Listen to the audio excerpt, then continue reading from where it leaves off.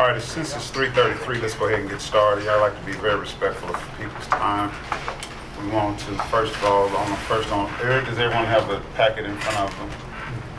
Okay, well, first on our agenda is the welcome and open remarks from Mayor Linda Gordon. So, Mayor Gordon, thank you very for being much. here with us. Thank you. I cannot stay the whole time. You're probably glad about that. But I did want to again thank each of you for serving. And you know, this is like we're birthing a baby here, right? It's very rare that we start up a new commission or a new board. Very rare. So you all have taken that challenge on, and I really appreciate it. And especially appreciate Sam and Charlotte for being the initial leaders of the group. And it's a very important commission to me, the work that you do. And of course, it's strictly advisory. You know, you're not on the payroll here, so you can't dig in and do the work of government, but your advice and your ideas are really, really important to us. And so I really just wanted to thank you again and welcome you. And I think that board training is always helpful, whether you've been through it 10 times or never. You can always learn a little something. So, and we have some awesome folks who are going to help out with that. So thank you very much for your commitment and for kind of finding your way through this maze of starting from zero, you know, and for the betterment of our community. That's what it's all about. So thank you very much. Thank you. Appreciate you all. Well, we're dedicated to it. It's been hard navigating the ship while you're trying to build the ship and keep it from sinking. That's exactly But right. I think we're getting there. So this is timely, very There's not timely. much to sink here, Sam. Well, It's all, you know, you're all just getting well, started I on think, this. I think this training is timely, and that will be one of the revelations that comes forth. But it will also help as we move forward too, so to make sure we have more of a laser-like focus. So Yep. I appreciate your opening remarks. Thank you for Thank having you. us, and Thank you. we'll keep it moving. You go and do what you need to do. I know you have other things you need to do. A couple other things, so thank you all. Enjoy the training, Timothy, and onward and upward, Thank you, man. right? That's right. Okay. Thank you. So now we'll start with our governance training, and that is with Ms. Tiffany Brown and Mr. Michael Cravens, and I don't know if you have the others with you that are going to be presenting. It is just me and Attorney Michael Craig. Oh, I didn't know if she was okay. So what's that? We're good. No, you're fine. I know you're going to have to be able to stay. So good afternoon, everyone. Good afternoon. We are Mr. Cravens, who is one of the managing attorneys here with the city, will be conducting this training with you all. It is a basic governance training for boards and commissions that are under local purview, the local government purview. So this has actually been my first time doing this type of training for a commission with local government. So just a brief overview. You all should have the outline of the slides in your packet. I'm going to ask you if you would not mind, because we are limited on time, but we have a lot of information. It's like 30 slides. If you would mind to just jot down your questions, and we can come back to those at the end when we have open discussion and questions. So we'll go over how the commission was created, how our membership is defined, what constitutes a quorum, how our meetings are conducted, what does Open Meetings Act require, and what are the powers and duties of this commission, and how do the committees work, and at the end we'll go over what are bylaws. So in the summer of 2020, many of you know, and some of you served on the initial Mayor's Commission for Racial Justice and Equality, and that was to assemble a diverse representation of members of the community to listen, discuss, and create empowering solutions that dismantle systemic racism in Fayette County. 5 subcommittees were then formed from that group, and they divided out the work to engage with community via a series of community meetings and town halls. In 2020, in October 2020, that Mayor's Commission provided a report out to the mayor, and it was a public document, right, that gave recommendations, 54 to be exact, to the city that would help to increase the city's racial justice and equality. In July of 2021, the local ordinance number 63-2021 was created to establish this Racial Justice and Equality Commission, which is a smaller permanent commission. You all are appointed by the mayor and confirmed by City Council. The Racial Justice and Equality Commission was tasked with making recommendations and advising the mayor and Urban County Council for the purpose of developing Racial Justice and Equality Commission. Racial Justice and Equality in Lexington. And that is very important to note because that is what you all are here to do. How is the membership defined? When we had our first meeting, I gave you all a packet that had the ordinance and had everything defined in it. So section 2-520 of the Code of Ordinances says the commission shall consist of 15 members appointed by the mayor and subject to confirmation by the Urban County Council. So it's a 15-member commission. Some of you, 8 of you are serving 4 years, 7 of you are serving 2 years, and members may be appointed for 2 consecutive terms. I believe that your term was outlined in your welcome letter. Our presiding officers are the chair and vice chair. The initial chair and vice chair were appointed by the mayor. Thereafter, the chair and vice chair are determined by the majority vote of voting members of this commission.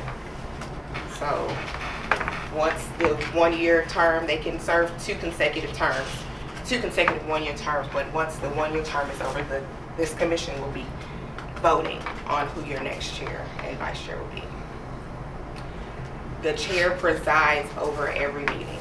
So that is the person who's going to keep decorum. That's the person who sets your agenda. All of those things comes through your chair. Any communication that needs to be made comes through your chair. The vice chair presides over meetings in the chair's absence. What constitutes a quorum? So when we have our meetings, right? We have 15 members on the commission. A quorum is the minimum number of members of a board or commission that must be present in order for the board or commission to conduct business. For this commission, since it's a 15-member commission, a quorum would consist of 8 voting members that we would need in order to transact business at any meeting. I know there has been some question in the past, but we do have the obligation to wait 15 minutes after a scheduled meeting in order to get a quorum. So if we don't have a quorum by 3:30, we can wait until 3:45. How are meetings conducted? And we're going to start getting into some really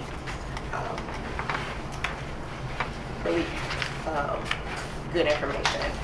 The commission should adopt a regular meeting schedule, dates, place, time for regular meetings, and the schedule of these meetings must regularly be available to the public. These are not, all of our business has to be transacted in the public. They have to be able to view, see, hear what is going on in our meetings. So Mr. Cravens will get into more of the Open Meetings Act, and we'll talk about that. The commission should keep a record of its proceedings. We do that by using Lex TV. They record all of our meetings, and we adopt those videos as minutes. The commission determines its own rules and order of business. So that's for as far as the agenda is concerned. We, at the beginning of our, at the commencement of our appointment for this commission, we decided on what that agenda would look like, right? And so we keep that same agenda in order to make sure we have a scheduled order of business. The commission should consider following a set of order of business for every meeting. So this is just an example of what that agenda or what that order of business should look like. So there's the call to order. That's usually by the chair. The approval of minutes. Our minutes are done through Lex TV. They're published right after our meetings. Old business. This could be discussion.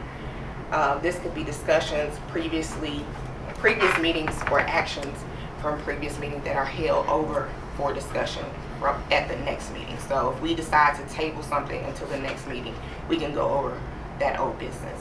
New business is anything that may include regular agenda items for committee reports, new agenda items, or other items which regular updates may be provided. There can be a space for public comment, and then we adjourn. What are special meetings? Most of you have now, we're going into our second special meeting. So special meetings are meetings that occur outside of the adopted regular schedule. They may be called by the chair or set by a majority of members of the commission, which would be a quorum, right? So special meetings still require written notice of the date, time, and place of the special meeting and notice of the agenda for special meetings. So we have to publish the agenda, the date, the time, and the place so that the public can attend our meetings to discuss any business. And discussions at our special meetings must be confined to the noticed agenda for the special meeting. So we cannot add anything to our discussions at that special call meeting.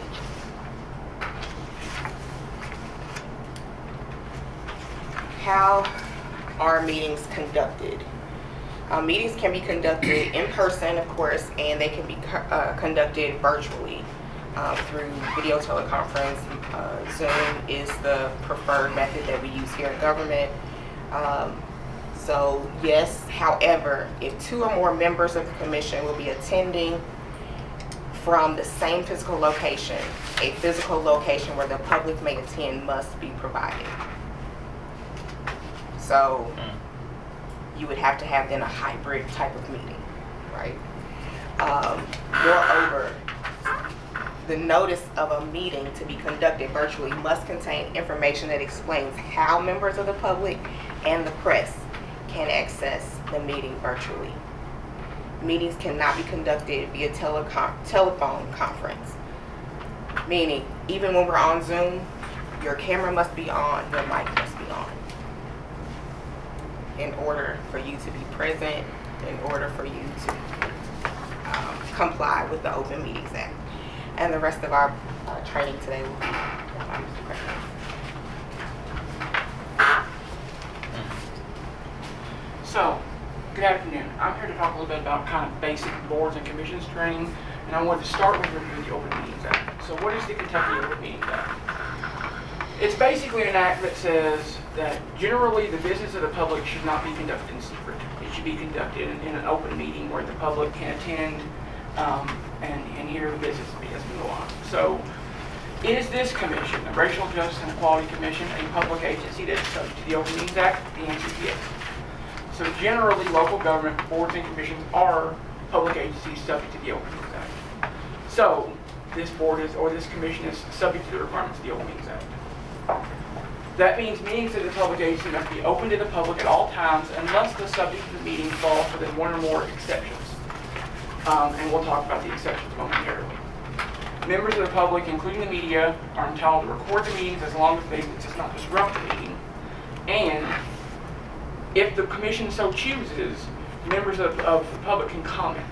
Now, members of the public do not have the right to participate in these meetings or to address members of the agency, but the commission may, of course, receive public comment. And commonly, the way that happens is the commission has a standing agenda item for public comment. So that would be up to you all as to whether you adopted a standard agenda item for public comment or whether you allowed it on a case-by-case basis.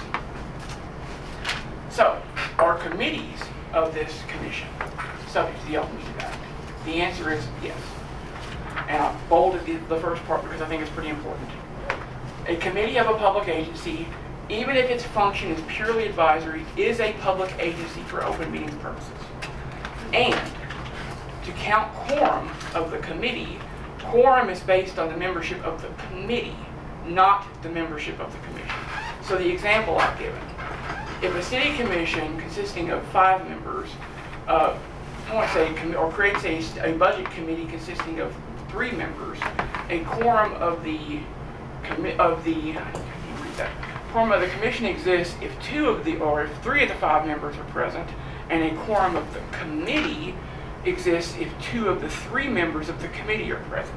So basically, the key point there is, if you all set a 5-member committee, quorum for that committee is 3. So just keep that in mind. And like I said, by being subject to the Open Meetings Act, what that means is, if you're conducting public business as a committee, it has to be an open meeting. So if a quorum is getting together to transact business, that's an open meeting. So here's another key question. So may less than a quorum of the commission get together to discuss commission matters so they don't have to worry about the Open Meetings Act? No.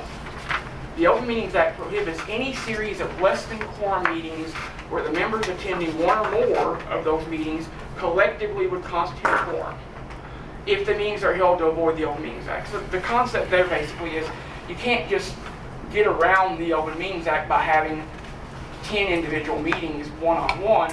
You have to because all of those would kind of count toward the quorum of the commission. So the key point is, generally there, if you're attending one or more meetings to avoid, if you're setting it up so that you're evading the Open Meetings Act, that's potentially a violation of the Open Meetings Act. So, however, and I add this key point here, that doesn't mean that individual members can't educate one another on an issue. It just means you can't get together and take action or propose action outside of an open meeting. So, going back to an earlier point, can this commission go into closed session? Because one of the things I mentioned was meetings are open unless there's an exception. So is there an exception that would allow this commission to go into closed session? Closed session, for example, as you may know, sometimes council goes into closed session because they're discussing something involving personnel, something involving litigation, something involving acquisition of property that may involve confidential negotiations. This commission can take no action with regard to anything that is an exception under the Open Meetings Act. So therefore, this commission cannot go into closed session. Is this commission required to keep minutes? The answer is yes. Public agencies must take minutes of action taken, and that's the key phrase, actions taken at every meeting, and keep an accurate record of those actions. And then minutes must be available to the public for public inspection no later than the conclusion of that agency's next public meeting. Because generally the way this would work would be you have a meeting, and then at the next meeting you would approve the minutes of the previous meeting, and once those minutes are approved, then you have to make them available for inspection. So, what are the powers and duties of the commission? And I'm actually going to get my notes because I didn't know where my glasses. This is smaller print and this is important.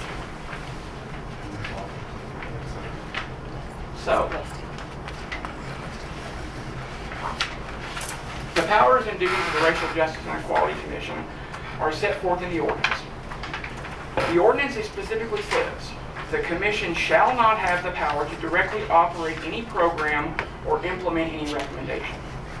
The commission shall make recommendations and advise the mayor and the Irving County Council for purposes of developing racial justice and equality within the city.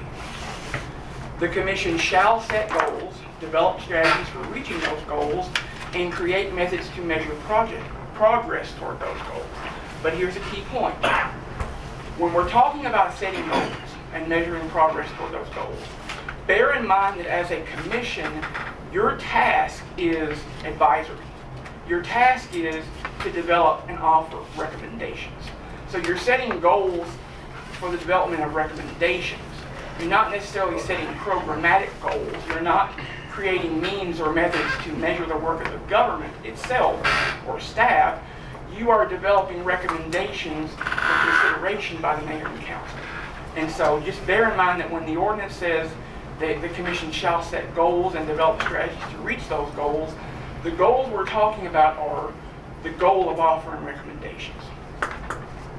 And the ordinance says that the commission shall engage with citizen groups for the purpose of soliciting community feedback.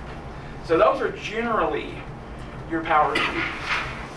Two more on the next slide are: the commission shall create an annual report detailing the effects and successes of their efforts during the previous year and outline a plan for the coming year. Basically, it's just kind of a check-in with the mayor and council of here's what we've achieved this year, here's what we've done this year, and here's what we plan to do in the upcoming year. The equity officer, the Department of Law, and administrative staff from the office of the mayor shall staff the commission, and the commission may request information or assistance from other divisions or departments to assist the commission with its meetings. So one of the big questions that we talked about with Tiffany, or that I talked about with Tiffany, was because I wanted to understand, okay, how does the work of this commission get done? How do you all do your work? Well, ultimately, it's up to this commission to determine how you all conduct the work of this commission. Committees, or working groups as they're sometimes called, are an option to divide the work of the commission amongst smaller groups. And each committee or working group can be created and by action taken by a majority of the voting members or by the chair pursuant to bylaws. Bylaws we're going to talk about momentarily, so just keep that in the back of your mind. And community experts or professionals can be invited to committee meetings to provide feedback. So, how committees or working groups are structured is, as I said, up to the commission. If the commission were to adopt bylaws, those bylaws could provide for the chair to establish committees and to appoint commission members to committees. Bylaws could also spell out how the commission might otherwise appoint committee members or the chair of committees, if not by action of the chair. Otherwise, if you're not acting pursuant to bylaws, committee structure would be for the commission as a whole to decide, with such decision to be made based on a majority vote of its members. Now, when I say structure, that can encompass the number of members on each committee, the tasks under each committee's jurisdiction, and functions of those committees under the commission's direction and oversight. In other words, if you created committees, you're creating committees to report back to you on a task or a question or an issue or an area. So, in concept, committees or working groups would be charged with a task or a group of tasks by the commission. The committee or working group would perform those tasks and then report back to the commission with regard to those tasks. And I've given you an example, and I think you may have already even set up some committees along these lines. The ordinance that created the commission provides 5 focus areas: health disparities, law enforcement, justice and accountability, housing and gentrification, racial equality, and education and economic opportunity. A committee or working group could be created to look at one or all of these areas.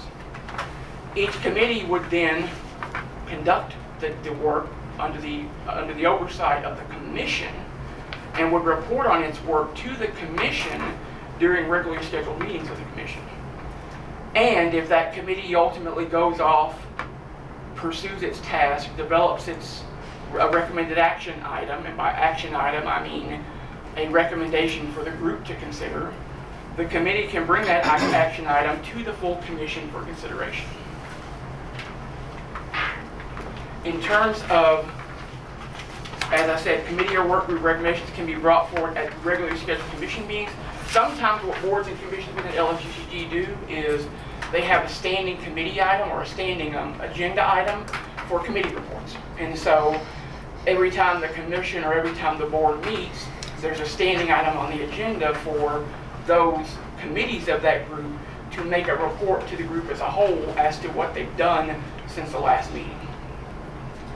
If a committee, and I'm trying to be careful and not confuse things, if a committee brings to the commission a recommendation, the commission would approve or disapprove the recommendation. If the recommendation is approved by the commission as a whole, those recommendations could be brought forward to the mayor and to the Urban County Council. Timing for that would ultimately be at the discretion of the commission. Remember that you all do have an annual reporting requirement, so it would be up to you all as to whether you wanted to bring together one annual report with a group of recommendations, or if you wanted to bring forth something individually.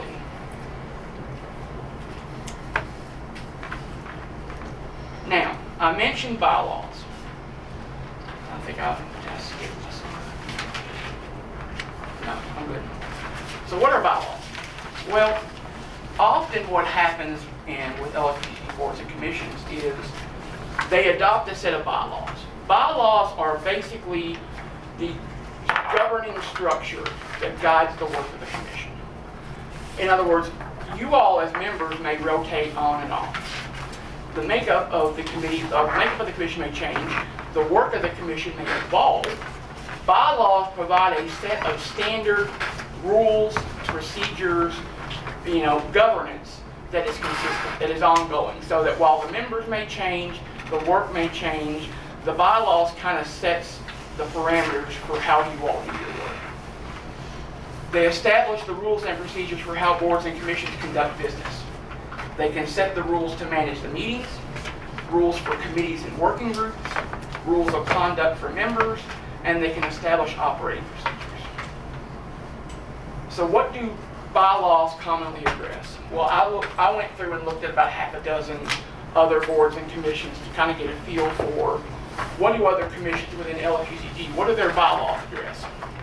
Well, it typically includes some indication of what the board or commission's authority is, what the powers and duties of the commission are, membership requirements that may address including resignation and removal provisions, who is the presiding officer, who presides in the absence of the presiding officer, attendance requirements, meeting procedures, committees and working groups, the structure, how they get appointed, what the guidelines are for them doing their work, decorum, which is basically how we comport ourselves with one another, and parliamentary procedures, which would be how do we make motions, how do we vote on motions, how do we, take the floor, how do we recognize one another, how do we yield the floor, that sort of thing.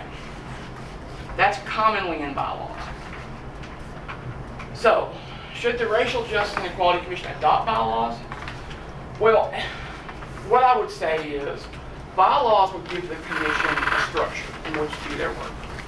If they would delineate the rules and procedures applicable to the commission and its members, including expectations for how the work of the commission is to be conducted, and expectations as far as attendance, decorum, etc.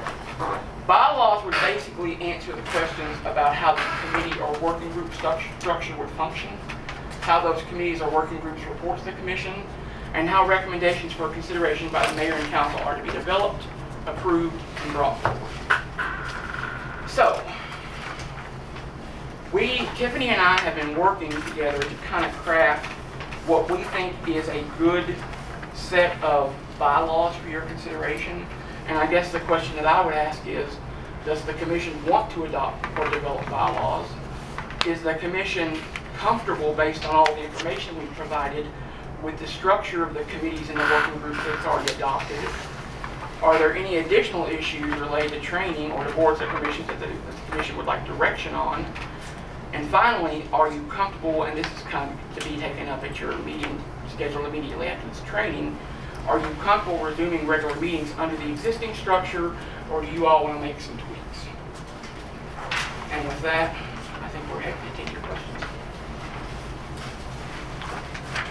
I'll go first. As far as the bylaws, yes, I would like to see bylaws developed as this is a permanent body. And to your last bullet on that page, as far as the resuming the regular schedule, that's just my position on this. I would like to resume meeting, but I think it needs to be tweaked. If, with the adoption of bylaws or the consideration of bylaws, and with the efficiency of getting the work started, and addressing the work with a high level of fidelity. That's my position with those two issues. Now, and since I am talking, I'll go back because I know Robert's Rules of Orders, depending on if it's Robert Jr. or Robert Sr. But I want to be clear. After the 15-minute wait, does that mean that you disband? Because to not disband to me is a pointless conversation where no action can be taken. If you don't have a quorum, you can't conduct business. And that's what you all are here to do, is conduct business. So if after a reasonable amount of time, and 15 minutes is the standard, Right. you haven't achieved quorum, then you can't conduct business. And so then why are you meeting if you can't conduct business at that meeting? I want that to be clear. Okay. Question, Mr. Chair.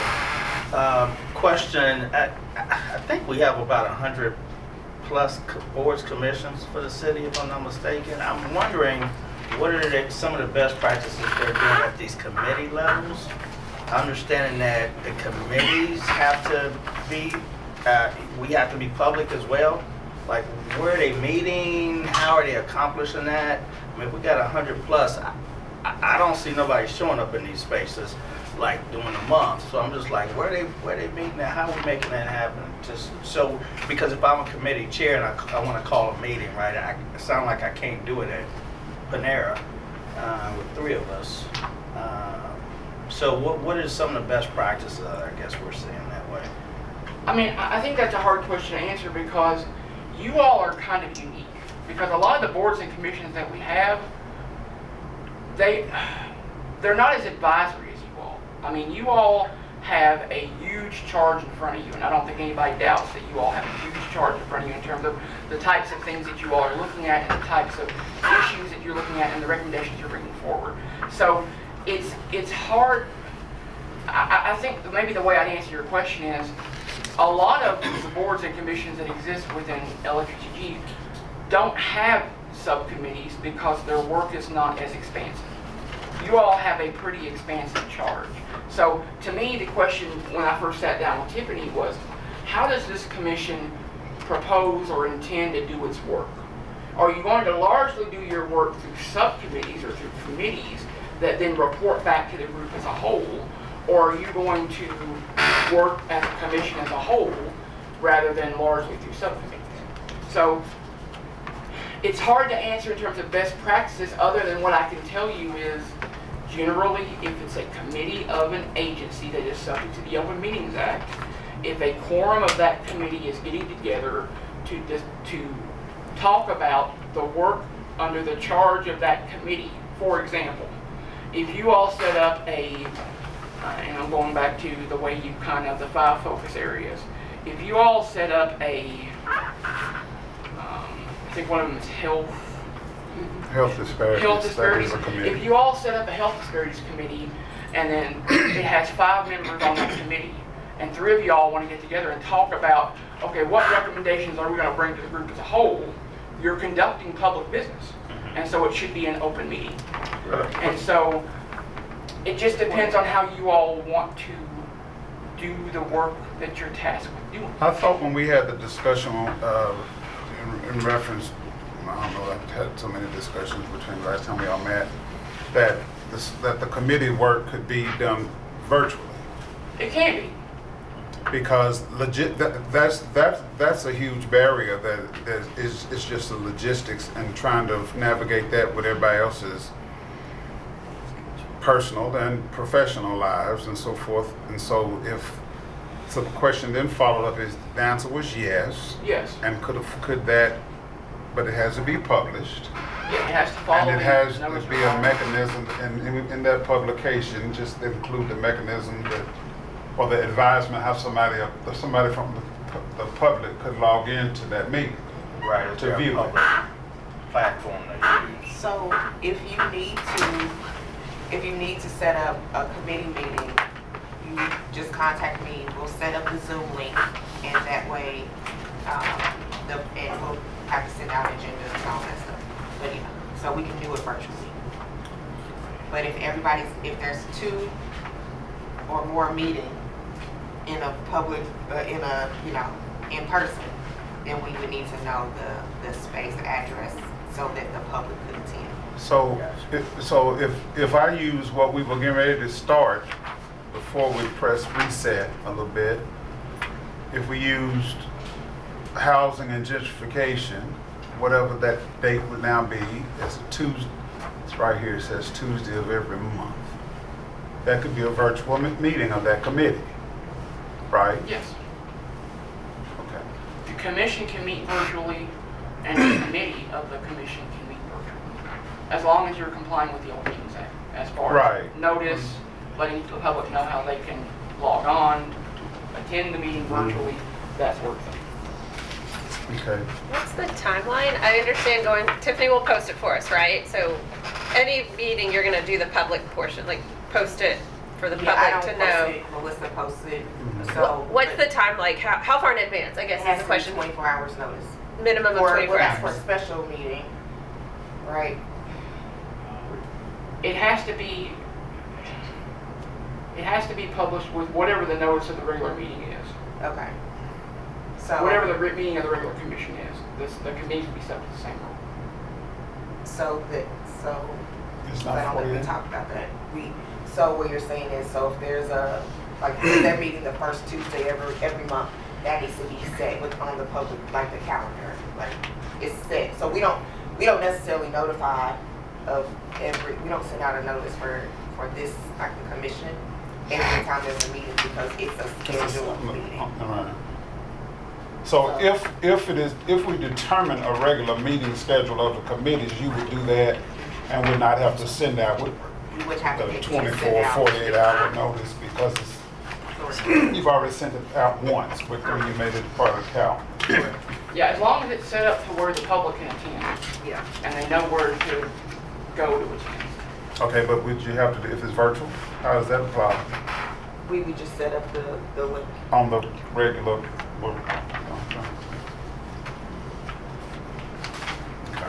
And are there spaces in this building that would be able to be used without an issue? Yes.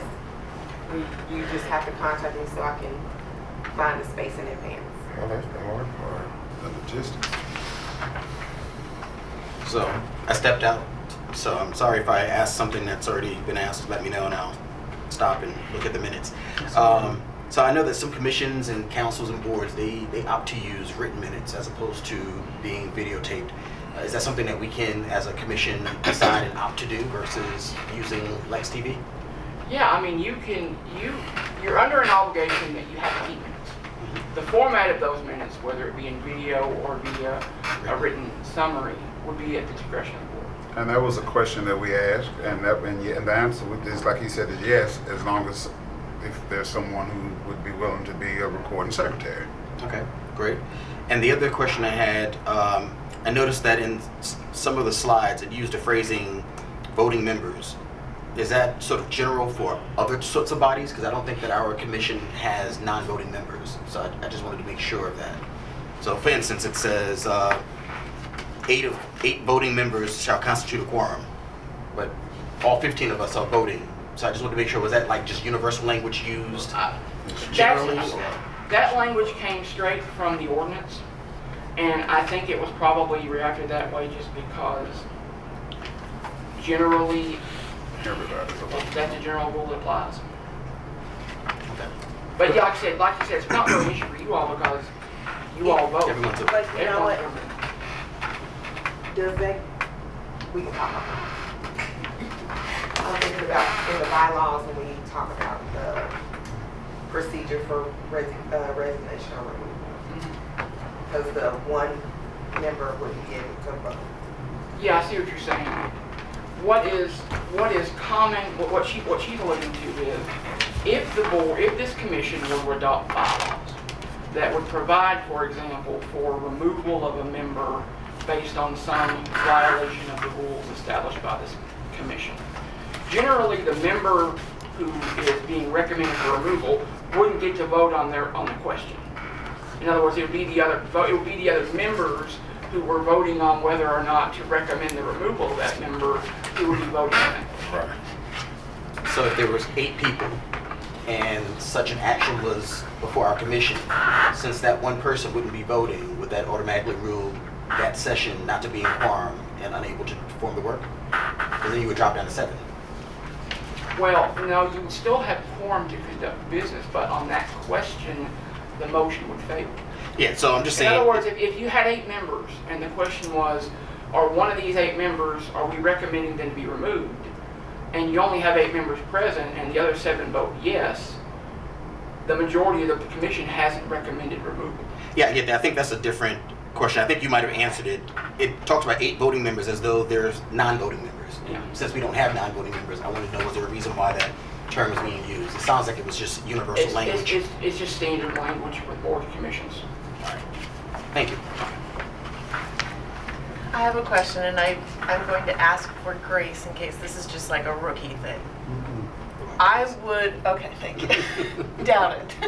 I would love to have an opportunity. I'm a facilitator by trade. I like dialogue. I would love for us to fill a whiteboard with ideas and talk about things that excite us. This formality in some ways makes things, for me, feel so slow.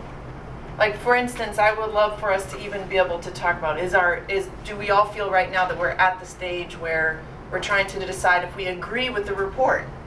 Because in some ways that feels so redundant in what we're doing.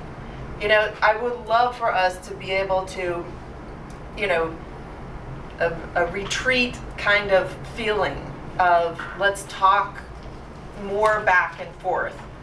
I don't know if that's something that's available to us. Or if we did that and we just invited the public, it's a fine way to communicate. For example, how do we get to what our recommendations are when we can't have kind of a quick fire back and forth? Thoughts on that? I think that's what the subcommittee work is for, Okay. because you'll be focused in on that particular category, right? And you can have that open dialogue, and you can conduct the agenda in whatever way that you want to for open discussion or whatever the case may be. This is just a lot different than a nonprofit board or Right. whatever the case may be, because we are governed by Open Meeting Act. But I can, if you want to expound on that anymore. Well, I would just say that, I mean, these are difficult conversations and difficult issues, and there's an argument, at least from the public policy standpoint, that they should be held in public.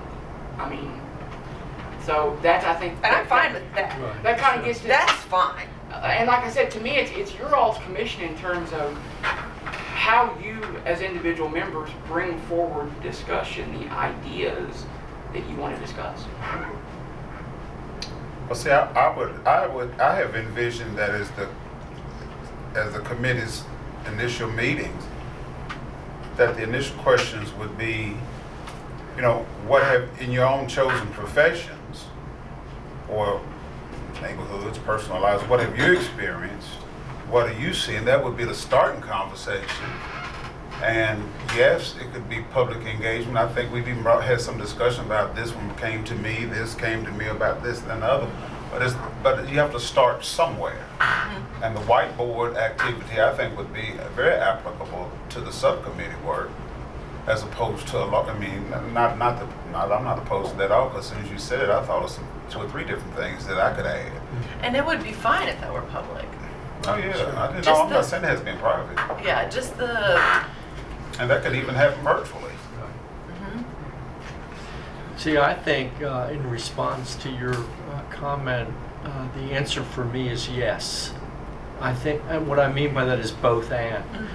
Without this structure of the bylaws, if we don't organize how we're going to be organized, I don't think we'll ever get to the point where we have the kind of conversation that you're talking about, which I think is essential.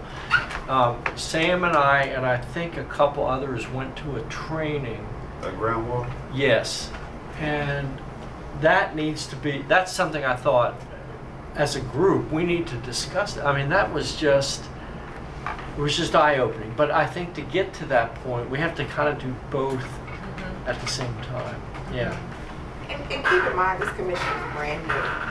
So even though you may feel like you want to be further along, we're just really getting started as something that's really permanent. So kind of grounding ourselves in this work through a structure. So take a little woosah moment. We're just getting started. And so even in that, give you all, we all deserve some grace in that regard. Yeah, and like I said, and I'll go back to, I'm not discouraging the type of brainstorming that you're talking about.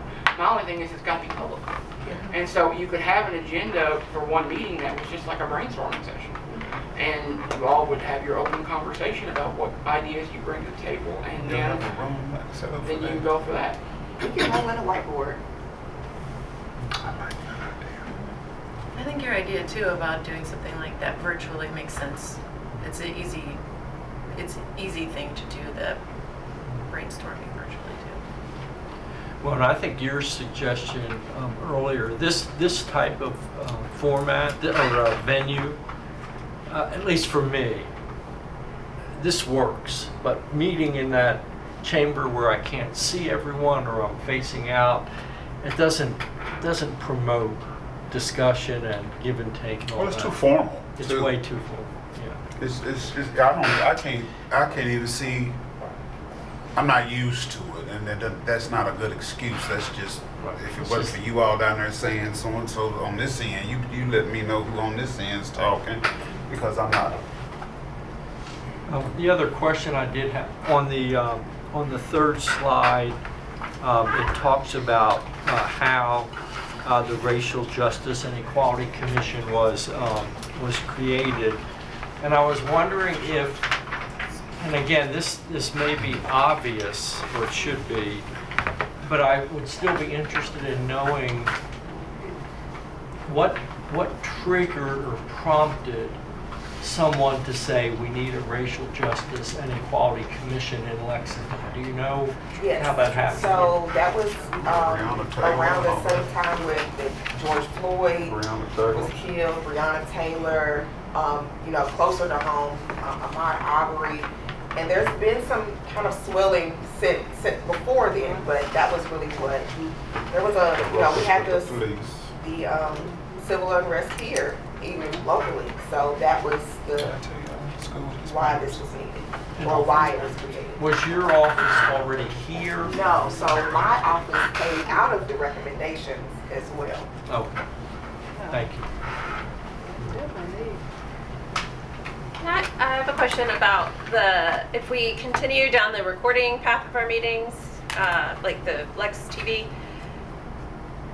do we need to go back and approve the March through August meeting? Because it's never been on our agenda. And then also it sounds like these have been posted immediately after our meetings. Do we then approve them? If it's already been posted and live, are we then approving still 30 to 90 days later the next time we meet, even though the videos have already been posted online? What I would say is generally when we talk about approving the minutes that we're talking about are written. So it would be, for example, if you all decide that you wanted to maintain written minutes of every meeting, then y'all would have your meeting and a secretary or whomever would go off and capture the actions taken at that meeting, and then it would be on your agenda for the next meeting for you all to review, make sure that it comports with your recollection of the conversation that occurred, and approve it. And at that point, those minutes would be open for inspection. That's what I'm very, very used to on all the other nonprofit boards. I'm just saying right now that they're being recorded and posted immediately. How does that work in our world? I will say that these meetings are recorded and posted by the request of the mayor. They are not, that is not my request. This was done at her request. We're one of the only boards or commissions that do the recorded meetings like this. And so in But my that is initial, so that it is public. There's no discrepancy. Excuse me for interrupting, but does the technology have the ability to transcribe at all? I know sometimes there's technology where you're recording, but yes, it'll actually transcribe or written alongside of it. And believe me, I had the same question because we haven't approved any minutes up to this point. Also, the sheer fact of it seems like you're putting the cart before the horse because we're not getting a chance to go back and review those. And technically, there may be, the proverbial with corrections, approved with corrections. Well, we don't even get a chance to correct anything. I mean, are you following me when I say that? Because, and honestly, if it's recorded, there may be some things we want to strike out. I mean, maybe we don't necessarily want that to be on the recording, and I don't know if that's appropriate or within boundaries as far as Attorney Cravens over here, because I know he's going to put the hammer down if we break a bylaw. No, I agree, because written minutes aren't necessarily the same as a transcription. So when you write minutes, But it's you go close. back over to make sure that you're hitting the action items, the high points. Exactly. And with this is getting minutia. So to your point, there might be things we go back and say, you know what, that's not really minutes worthy, even though it was said. So you're right, I think we should have the opportunity if it's going to be recorded. yeah, because to that's prove it. just, otherwise it's just part of the discussion. The minutes just require the agenda item and the action taken on that. Correct. We're getting much more detail than you would get But- typically in a minute. And so yet to the point we're trying to create this vessel as we sail it along. Our initial conversation was that we would not have to take minutes because the minutes are recorded. Can we change that? Yeah, so for convenience sake, we're potentially putting ourselves in a situation where things are being recorded and We can released change it as Well, long as if there's someone willing to take minutes. But the key is that they're independent of each other. You can still You're have the still recording, going to have the recording. and it can be posted immediately, but it shouldn't be the minutes. It shouldn't. I don't see how it can serve as the minutes No, because the minutes can be manipulated. Obviously, it can be manipulated by this group.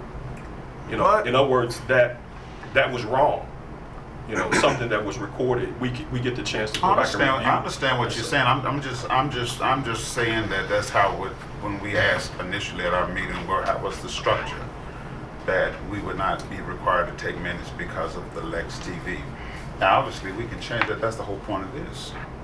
So, if I may, I think that simplistically, because I always like to keep things as simple as possible, the recording of the minutes and then the approval of the minutes is to make sure that whoever was doing the recording recorded correctly. A video is going to record correctly. So, I feel like by default, the minutes are approved when we use a video format, because there's no room for human error. What you said is what you said. Now, if you're talking about wanting to go back and correct something, if it hasn't been recorded through a human being and there was no error, what is there to correct? I guess that's my question. Well, I guess what I would say is minutes is not necessarily recording everything that's said in a meeting. He used the word minutia. Right. Yeah, minutes capture is really sort of the salient points, the high points on the agenda and action items. Because, you said something, X, Y, and Z isn't necessarily captured in normal meeting minutes. This captures everything, and we may not necessarily want the minutia, as I sort of called it. Mm-hmm. We want really sort of the salient points, but we don't have an opportunity to go back and collectively agree what were the salient points of that last meeting, because everything is captured and put out into the public discourse. And I'm saying maybe we should have an opportunity to decide on what's put out there, what's and relevant. To me, that's the point, is that you got to remember we're a front-facing body, so what we put out there is a reflection of this group.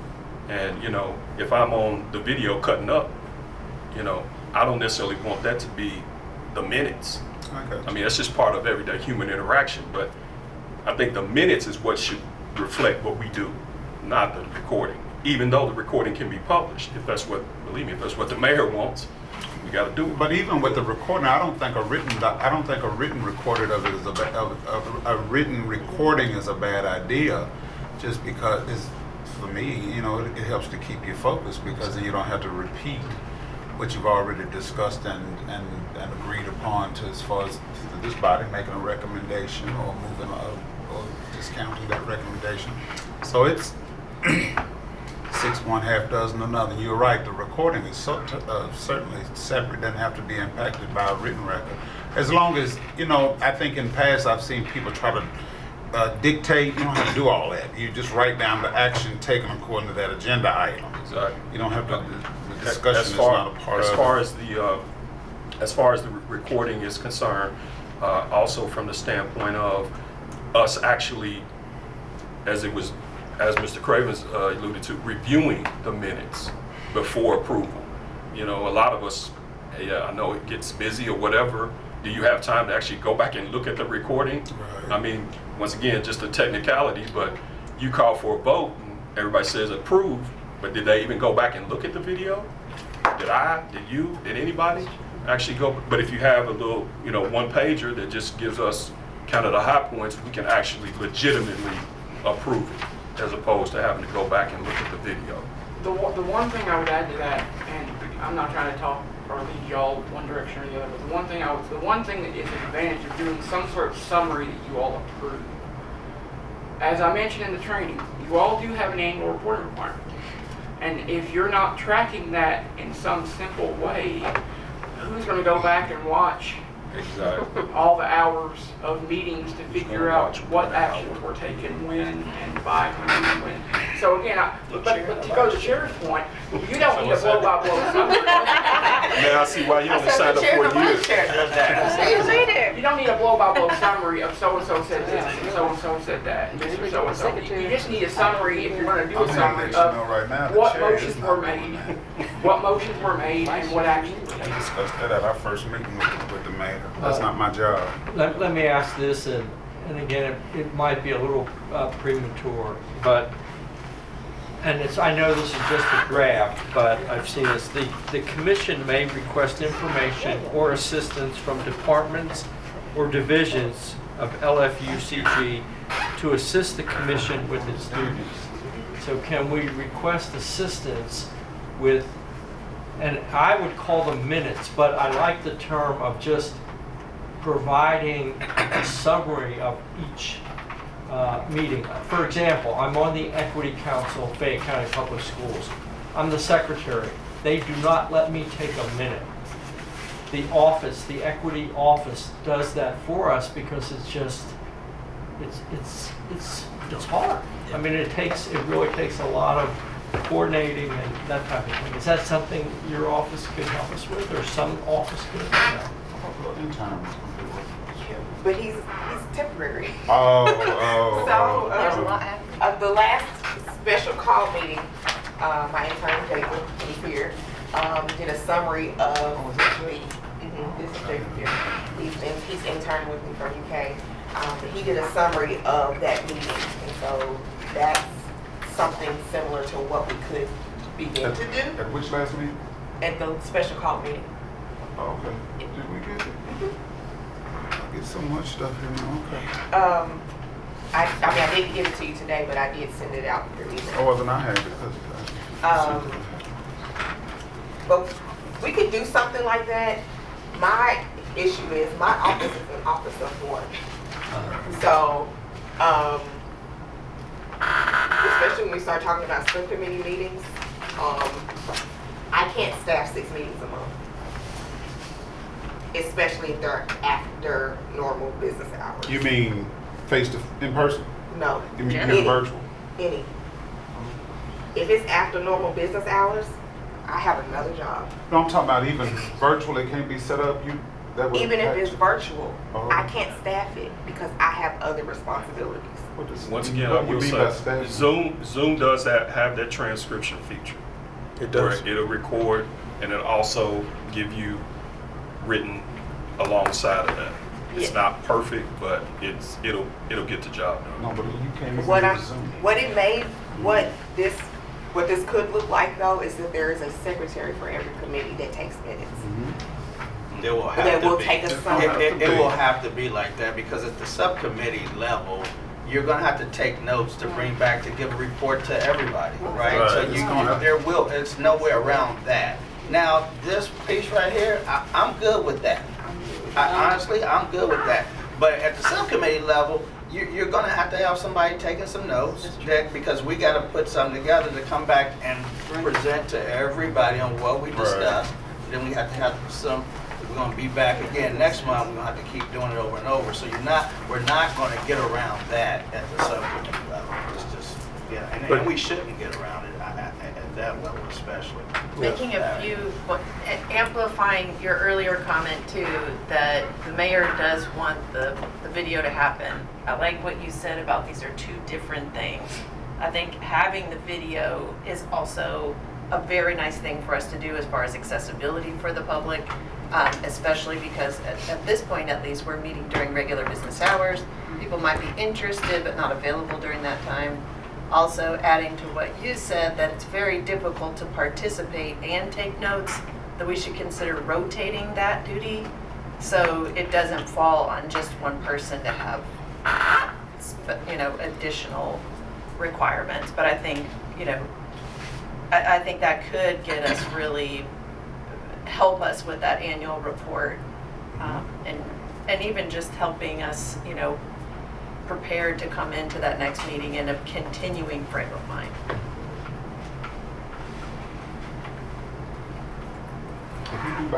The bylaws, we did include a draft of the bylaws that Attorney Cravens and I have come up with. These are just for you all to consider. We can have that introduced at the next regular meeting after discussion and question and things like that. But those are there for you guys to review and consider. Is that part of that package? Yes. Oh, okay. So how did you want them to give them time to review today? Or you're not gonna talk about it? Yes, we can talk about it today, but we have to wait until Oh, I know. we do business around it. Oh, no, I know that, but I would, okay. Are we bound by this 5 o'clock time? This special call meeting, if we're finished? Yes. Well, we're at we're at 4:36, so we're, Oh, okay. So, I'm not interested. since we still training, it's part of the training, look at it and just ask questions and talk amongst ourselves about it then, the bylaws. Go ahead, I'm sorry. Okay, no worries. I wanted to just continue to expound on something that James said a moment ago about this Article 3 powers and duties about the may ask for assistance. It says departments and divisions, which to me implies even beyond your office, because you're right, you're an office of one, but would it be reasonable for us to ask and have, the mayor's office to see, are there any other administrative assets that could be leveraged from time to time? That way no one department is dealing with this commission all the time, but maybe it's a rotation. I think that's something we can look into, something similar to like the liaisons that were with each committee before. Like Sharita was on the economic and education and economic opportunities. So I can send Look some into it, fillers yeah. out to see, but yeah. Yeah, I would love to know if that's even doable. I don't know who said it, but I do like the idea of a rotating secretary, because I think that holds everyone accountable, and the burden is, if they're, however you choose to look at it, is not just with one person. That could even go until if you look into it and the assistant falls from sky, that's wonderful. But that could even be the same as for the full commission. Especially when you consider, you don't have to transcribe the meeting. You're taking notation of the item, the action item, and the agenda item and the action taken. Would you all be opposed to that? I mean, that's not burdensome, is it? To rotate? Or unless you want to just say we want to have a fixed secretary. Just the idea since we're talking.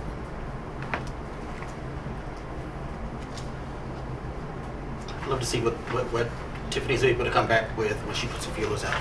I think that was more like the assistance part. I think that was what more asking, like getting data from different departments and things like that. But of course, I can see if we can. All we can do is ask. All they can do is say no, right? Yeah. So But it would need to be like a scheduled set date time. it would be the set date of our commission. Yeah. Or the video. Committees. I was thinking more so. Committees can do their own. Yeah, I was thinking more so for the commission. Okay. And that, the if committees. we have the video, then Then they don't have to The be there. committees, yeah. Oh, okay. That's not, yes. Yeah. It definitely just the commission. Okay.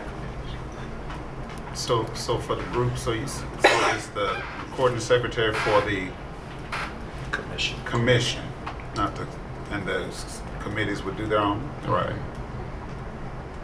Question on quorums.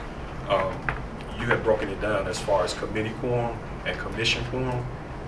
What about tiebreakers? In terms of doing business, I noticed that a lot of the quorums are even numbers. And in order to conduct business, you're going to have action items. So there will be votes. So what about tiebreakers? Like if it's 8, there's no tiebreaker. If there's 2 on a committee, there's no tiebreaker. So you end up stalled or tabling stuff potentially. So what's the I mean, the short answer is if someone makes a motion and it's a tie, the motion does not carry. It fails because a majority of the quorum or a majority of the commission has to, for commission items, approve the motion.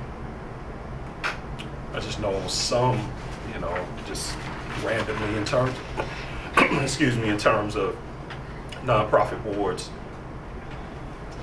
the chair oftentimes is not a voter, and they end up serving as the tiebreaker. I've not seen that a lot with LFGC boards. Typically with boards, we try to set them up so that ties are unlikely. And I guess with committees, it would be more of an issue that is there a way to set your committees up in a way that we think is not likely to result in a tie? But ultimately, generally, if a motion fails because a majority of the body, whether it be the commission or the committee, didn't vote for it, it fails.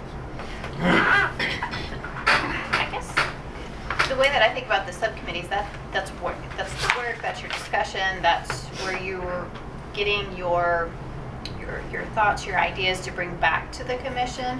And so it wouldn't necessarily, you might vote in your subcommittee, but if you had a tie, then that would come back to your subgroup. But then if you had a tie in the subgroup, it would come back to the commission for further discussion and a vote. Now, I might be wrong about that, but that's, I guess, how I was thinking about it in my mind. Now, if we have 8 at the commission for the quorum and it's 4 and 4, we have a problem. But less likely, I would think, to end in a tie at the commission level than at the subcommittee, which really is just an information gathering, providing up to the commission. I mean, it's up to you all as far as the committees, how you structure, how that work of that committee is done, how formal you make it or informal you make it. If you set up a committee and the committee has general consensus, I don't know that you have to do a formal motion and vote to bring it to the commission if everybody, but if you think there's an issue, it's always safer to do a motion and vote rather than not. I don't know if that helps. But it could be that committee's discretion to decide we're gonna meet our either use consensus or actual vote Well, at that level. it could be, or it could be something that you all address in the bylaws. Like if you all adopt bylaws, it kind of provides a structure for how the committees do their work. You could in the bylaws say they either shall act by vote or they shall act by consensus.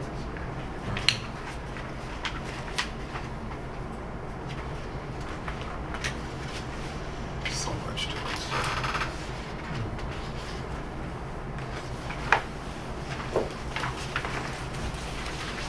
I'm a big fan of bylaws, and let y'all know that rules, and this gives us what we're supposed to be doing, what we can't do. regarding like having meetings and knowing, by 3:45, you will know, Chairman, because we have to tell you if we're not coming to the meeting. Like, if we adopt these bylaws, we're telling you within 2 business days if we're not coming. If you get so many unexcused, if you get over 6 unexcused absences, or 6 absences, you know already within 48 hours that we're canceling the meeting. So therefore, we're not showing up and people aren't coming. So I think adopting these bylaws is going to really help give us structure and alleviate a lot of these things that we're talking about. I agree, We're not and fine. especially moving forward, but I also think it merits stating that even with just this discussion, everyone needs to know we're not behind the 8 ball, because I'm just like you all. I feel like I go home from a meeting and think, okay, now I know what to do next month. And as the month progresses, it's like, oh, how do you start? Because it's just so much to consider. This is so different, and I hear you all mention my nonprofit life, this is how we do board. Well, my school life, this is not what I'm used to. So it is different. It's just very different. And it's I had a secretary sitting beside me at SVD, but I do see the value. I do like having a written document in front of me, because I can see. Because that helps me to build the agenda for next time. So I have my own notes, and even I can develop a summary of things. Because if we met 5 times, and I can tell you what happened in each one of those meetings.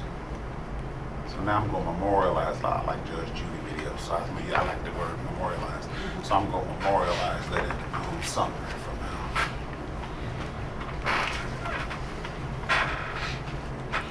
So do we want us to talk about the bylaws? Can anybody want to bring up something about them, problematic, add to, other than Ms. West?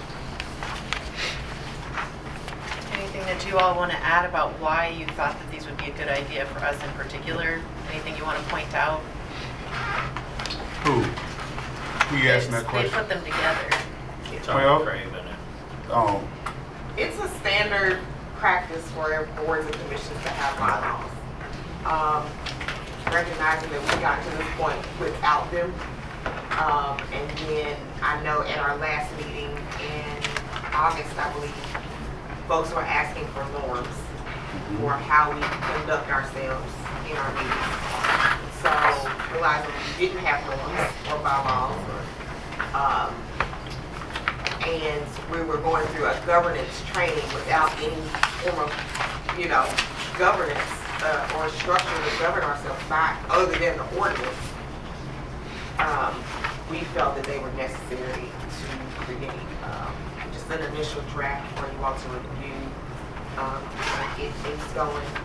If there's anything that you see in there that you have questions about, don't understand, something that you feel like needs to be added in order for us to conduct business,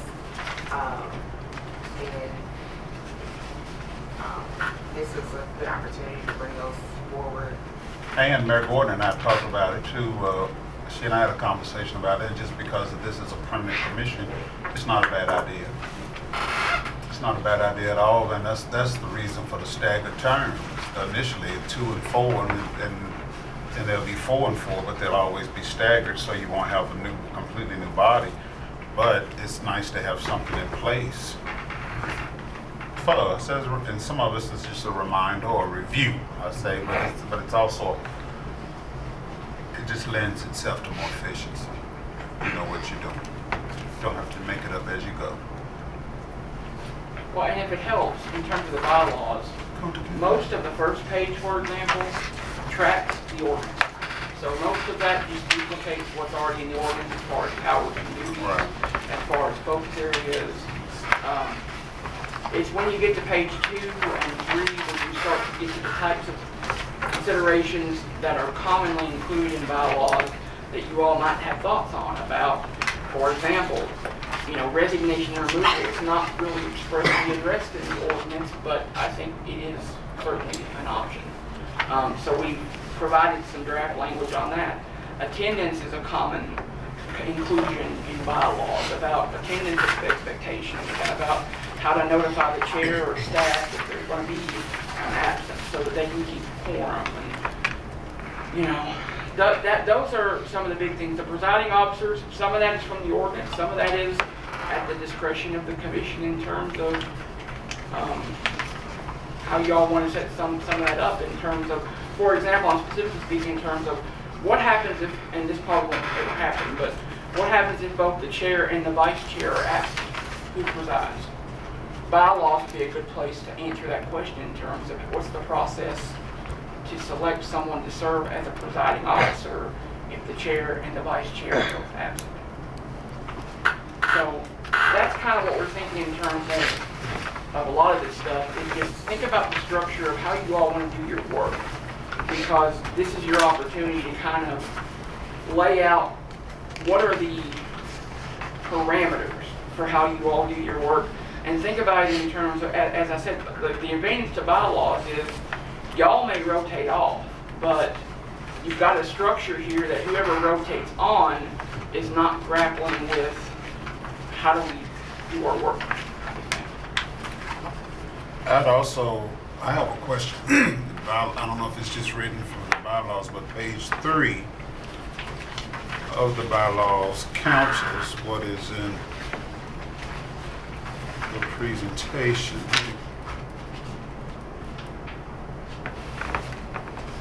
Yeah, on page 6 of your presentation, chair and vice chair eligible. Mayor Linda Gordon and I discussed, I'm not serving a 2-year term.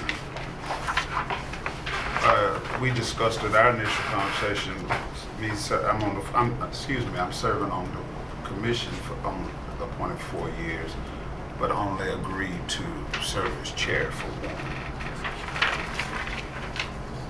Piece of paper let you write anything on it, but I'm sticking to the 1. So we talked about that, but it just says it differently in your presentation here than what's in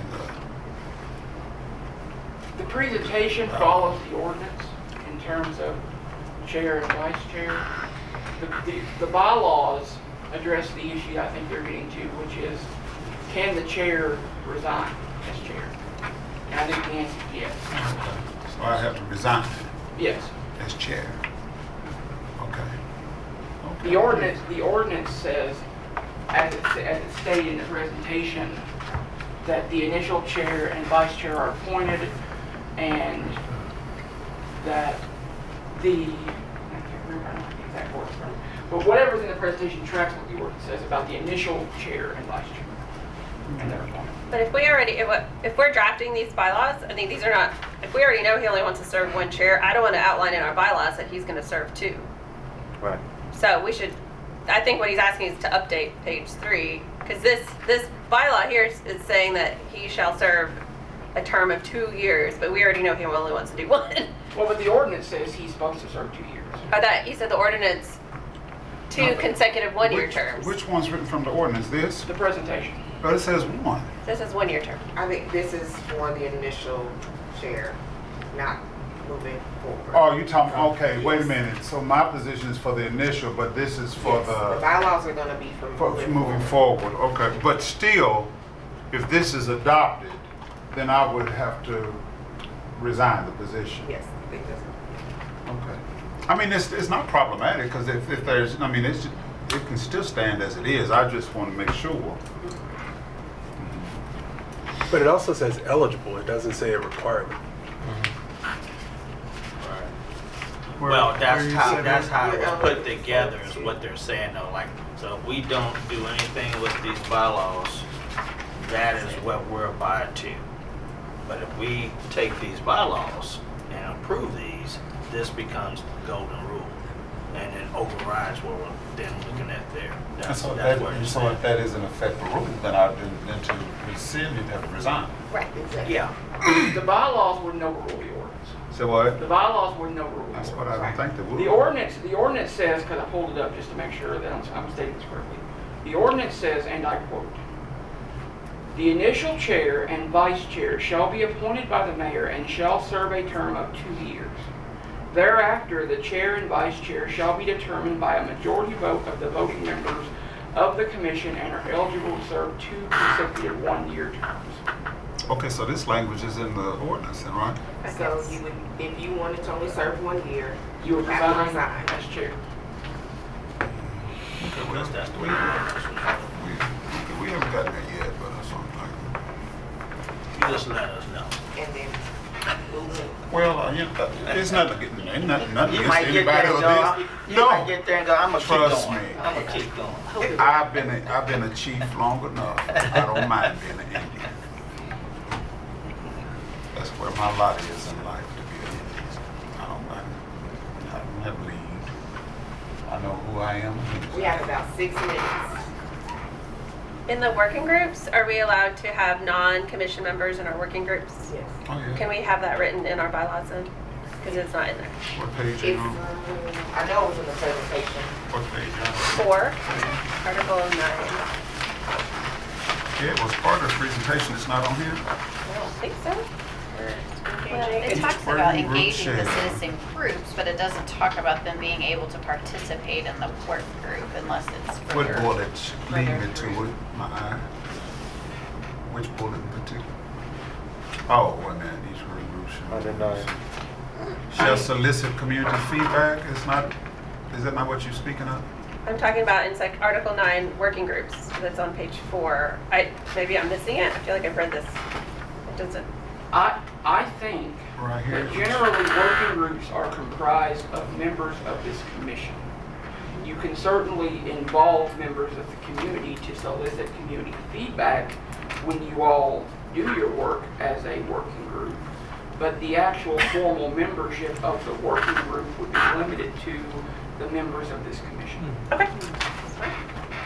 Has to do with the quorum, because the quorum can only be constituted by members of the commission, not by the public at large.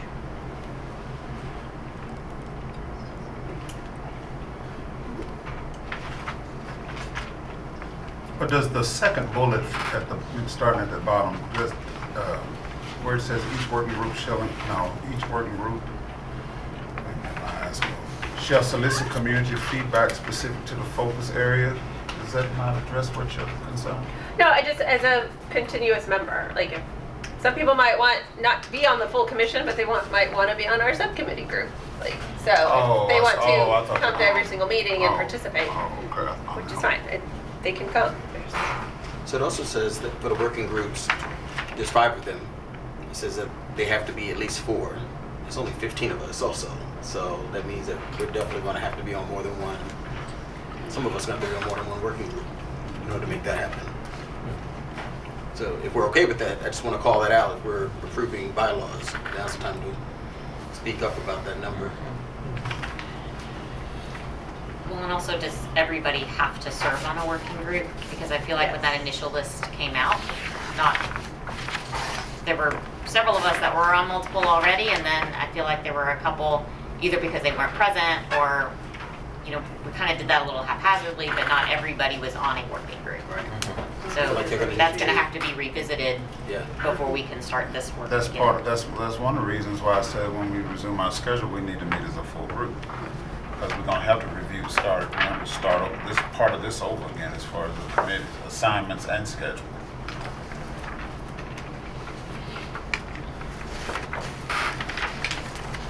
And I don't know that I agree that it was haphazard. I just, it became haphazard because folks didn't respond to my emails like I asked them to. No, sir. Your email asked us to think about it and for us to talk about it in the meeting.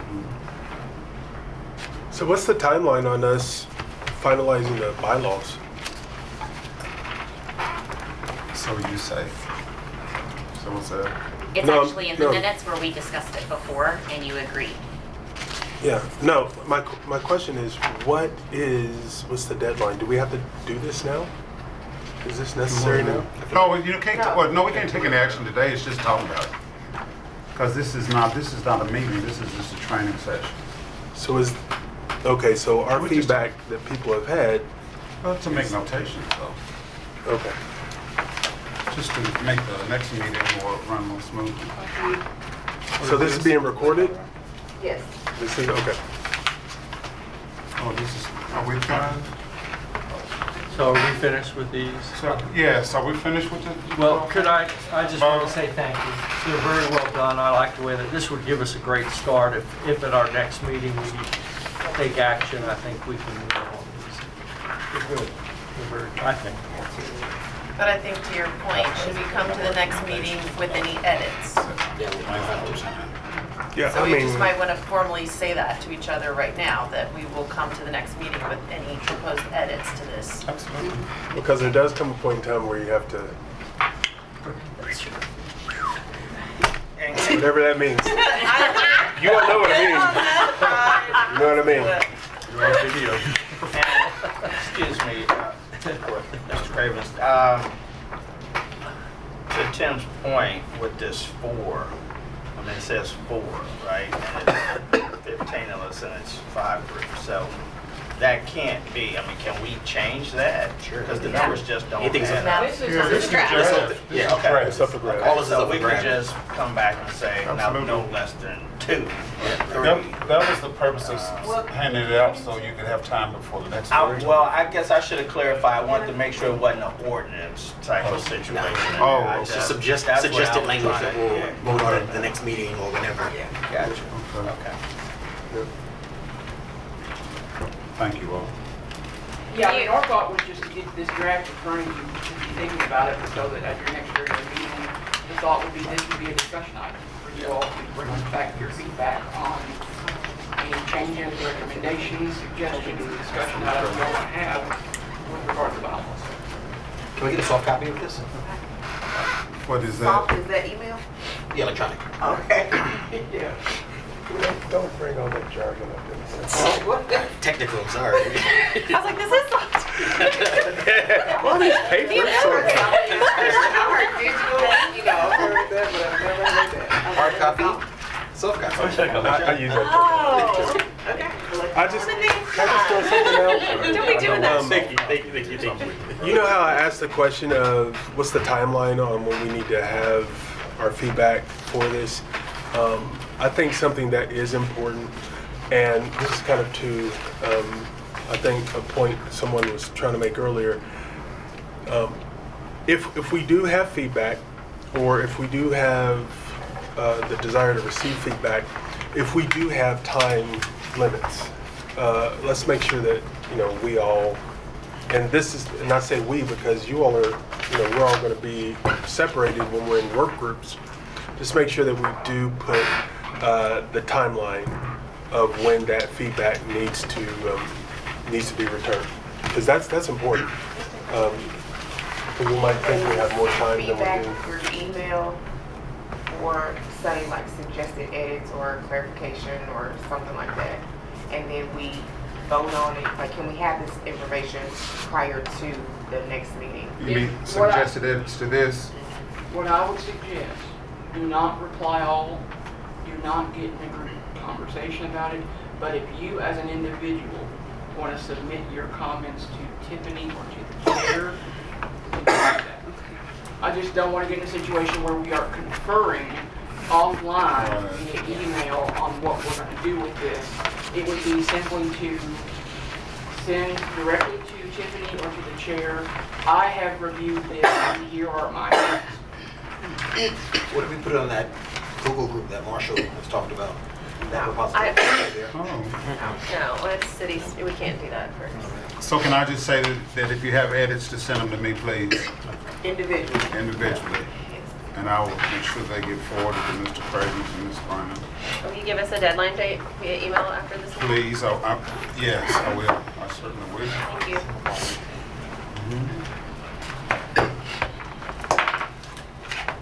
I just. Clock 5:02. All right. Thank you all again for the training.